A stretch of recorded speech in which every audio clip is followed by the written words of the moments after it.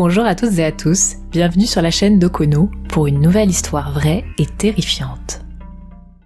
Aujourd'hui, je vous raconte l'histoire de Cindy et Sam, fraîchement en couple, qui ont décidé de s'aventurer sur le sentier des Appalaches, localisé sur la côte est des États-Unis, pour une escapade romantique au plus proche de la nature.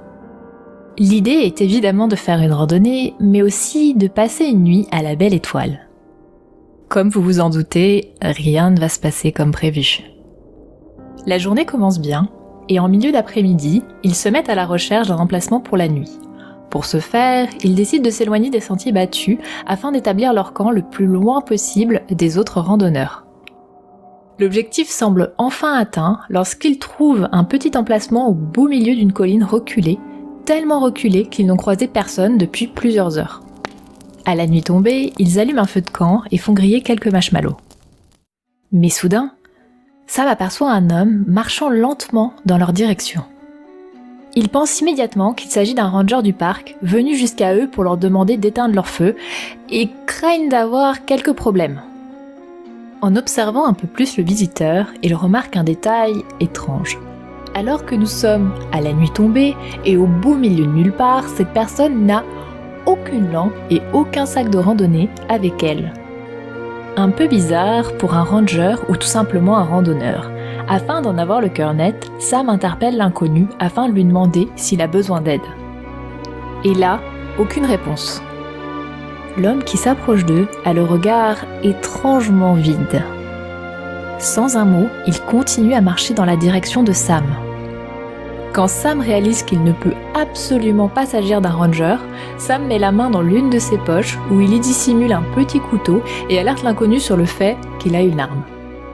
L'étrange randonneur daigne enfin parler et demande à Sam et Cindy s'ils sont en train de faire une fête et insiste surtout pour savoir s'il y a d'autres personnes avec eux, ce qu'il ne peut pas vraiment voir de là où il est. Ils comprennent que quelque chose ne va pas et restent silencieux.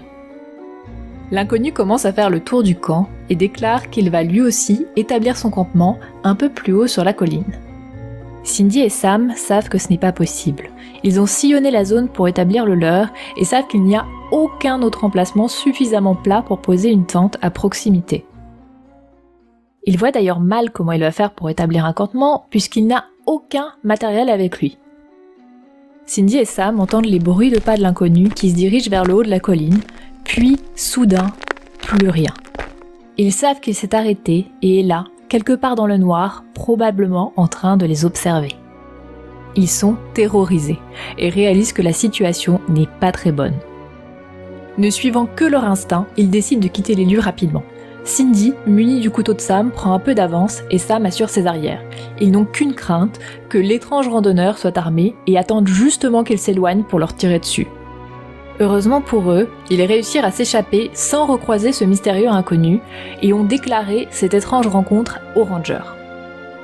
Ils ont beau réfléchir et ne voient aucune explication rassurante justifiant la présence et le comportement de cette personne au beau milieu de nulle part cette nuit-là.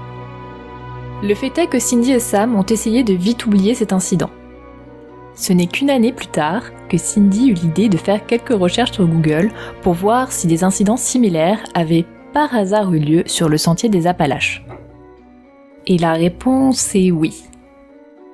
En lisant des articles, Cindy apprend qu'un meurtre est intervenu dans des circonstances très similaires à celles qu'ils avaient connues.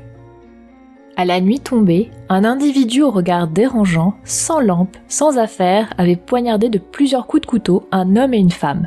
Cette dernière, feignant la mort, avait réussi à échapper à l'agresseur. Pour ces faits, un homme a été arrêté. Il s'agit de James Jordan, qui était déjà bien connu des autorités pour des altercations avec des randonneurs du sentier des Appalaches. Il a depuis été inculpé pour meurtre et tentative de meurtre. Faute pour lui d'avoir une conscience suffisante de la nature et des conséquences des actes qui lui sont reprochés, en raison de son insanité d'esprit, son procès est suspendu jusqu'à nouvel ordre. L'histoire ne dit pas si Cindy et Sam ont reconnu dans le visage de James Jordan l'homme qu'ils avaient rencontré. Mais une chose est sûre, ils ont pris la bonne décision en décidant d'écourter leur randonnée ce jour-là. Pour en savoir plus sur cette histoire et l'affaire du tueur du sentier des Appalaches, je vous mets quelques liens dans la description. Si vous avez aimé cette vidéo, n'hésitez pas à cliquer sur le petit pouce bleu et à vous abonner à ma chaîne. J'aimerais aussi beaucoup lire en commentaire vos pires souvenirs de randonnée.